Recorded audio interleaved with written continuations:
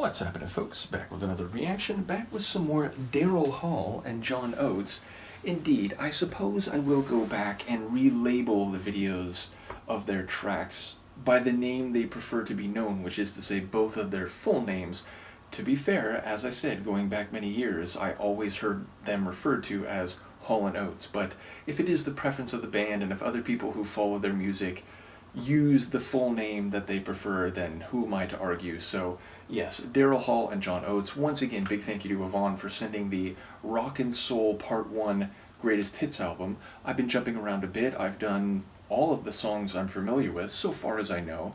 It's not impossible that another one on here, once it starts, will ring a bell, but I don't recognize any of the other titles, and that includes Rich Girl.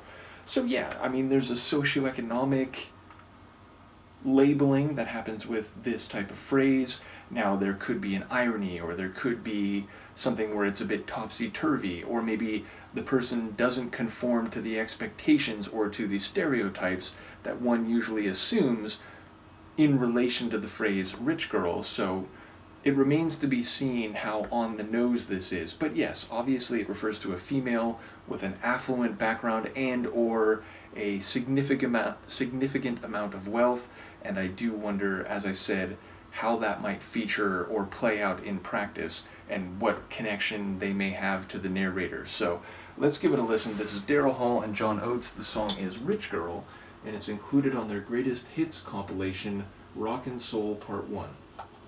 You're a rich girl, and you're going too far, 'cause you know it don't matter anyway.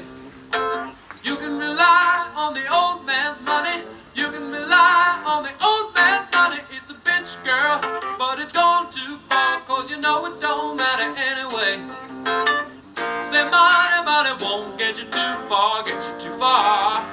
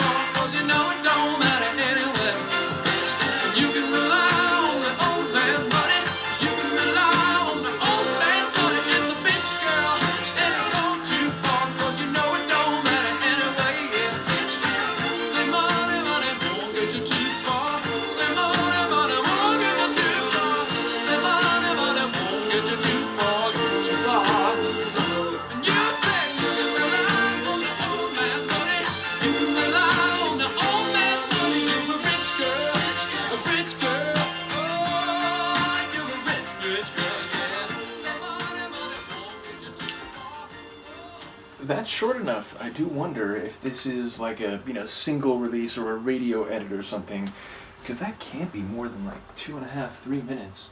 Yeah, just about exactly 2.5. So I mean, it's a fade out ending, and sometimes that is an indication that it's a radio cut or a single cut or something like that. Nevertheless, yeah, I love the soulful stylings, and it's interesting because it kind of has this like hiccup in the rhythm. It sort of turns over with a bit of a roll, or as I said, a hiccup, but otherwise the tune has this real smoothness to it, not only in Daryl's voice, which I just love his vocal rhythms here. It's like, it's intuitive, and yet it feels like a bit more complex than just singing a melody line after line, the same melody or the same like A-B melody. It feels like he's playing with it and playing with the rhythm a little bit. But yeah, he has a wonderful voice as always. I do enjoy especially those strings.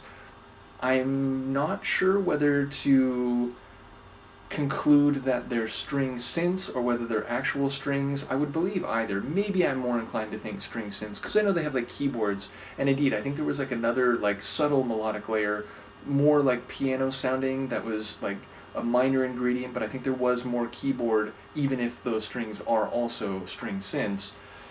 And yeah, it sounds more straight away than perhaps I expected. And he's saying, you know that you can do these things or get involved and then not worry too much about it because you can always fall back on money and you don't have to, worry if an endeavor doesn't work out or if, you don't really invest yourself in something or, put effort into it because at the end of the day you can rely on the old man's money. So it seems like a critique, and it seems like saying, again, because of the world she comes from, because of the insulation she has, because of the family wealth, that she just doesn't really get it. And the line "it's a bitch girl" is funny to me because I didn't expect it the first time, and obviously that rhymes perfectly with rich girl.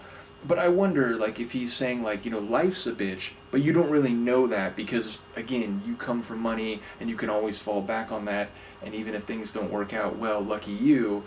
Or if he's saying, like, it's a bitch that you are sort of, again, like taking advantage of the world you come from and you're not really committing to something. So fundamentally, I guess it's the same kind of meaning, but like to my brain, it seems like one's looking one way and one's looking the other way. One's almost kind of seeing things from her point of view, seeing things plural from her point of view, but then saying, well, it's a bitch because you don't actually engage with that. And then maybe again from the other angle, it's saying, well, the life out here, real life for those who don't have that like elite privilege that you come from, life's a bitch, and you are oblivious to that. So, as I said, it feels like more straight away than maybe I expected, and it does feel like there's a bit of sting to it, and it makes me wonder if like in the meta narrative, beyond what we actually hear on the page, if the narrator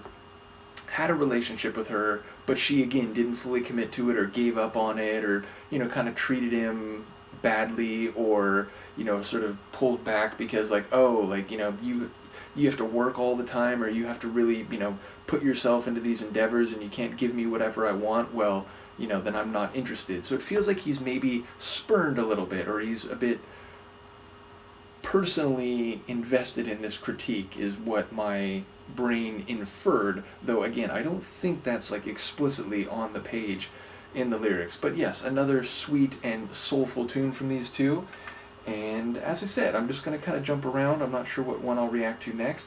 As I said, also big thank you to Yvonne for providing this. They are a duo I've been aware of and knew a few songs of theirs, but it is now cool to venture out into some songs that I'm not familiar with, though as I also said, it is possible another one on here might strike my brain, especially if it's a hit and that was played on the radio at a time when I may have just, picked it up by, proximity. So, in any case, let me know what you think. I'll see you next time. Peace.